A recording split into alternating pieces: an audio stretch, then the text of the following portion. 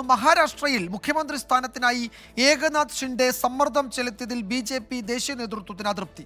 ദേവേന്ദ്ര ഫഡ്നവിസ് തന്നെ മുഖ്യമന്ത്രിയാകും. അതേസമയം തെരഞ്ഞെടുപ്പിൽ തിരിമറി ആരോപിക്കുന്ന പ്രതിപക്ഷം ഇലക്ട്രോണിക് വോട്ടിംഗ് മെഷീനെതിരെ പ്രതിഷേധം കടുപ്പിക്കും.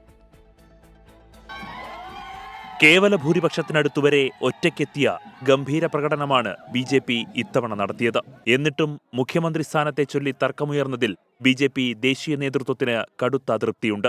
ബീഹാർ മോഡലിൽ മുഖ്യമന്ത്രി സ്ഥാനം തനിക്ക് വേണമെന്ന ഷിൻഡെയുടെ ആവശ്യം BJP ദേശീയ നേതൃത്വം അംഗീകരിക്കില്ല. വഴങ്ങുന്നതിന്റെ സൂചനകൾ ഇന്നലെ ഷിൻഡെയും നൽകി. ഉടൻ തന്നെ ഫഡ്നവിസിനെ മുഖ്യമന്ത്രിയായി പ്രഖ്യാപിക്കുമെന്നാണ് സൂചന.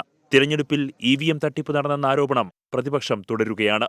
ഇന്നലെ കോൺഗ്രസ് അധ്യക്ഷൻ മല്ലികാർജ്ജുൻ ഖാർഗെ തുടങ്ങിയ EVM ഛോഡോ അഭിയാൻ ക്യാമ്പയിൻ വരും ദിവസങ്ങളിൽ ശക്തമാക്കും. സംസ്ഥാന തലത്തിലും ദേശീയ തലത്തിലും പ്രതിഷേധത്തിനൊരുങ്ങാൻ ഉദ്ധവ് താക്കറെ MLA-മാരോട് ആവശ്യപ്പെട്ടു.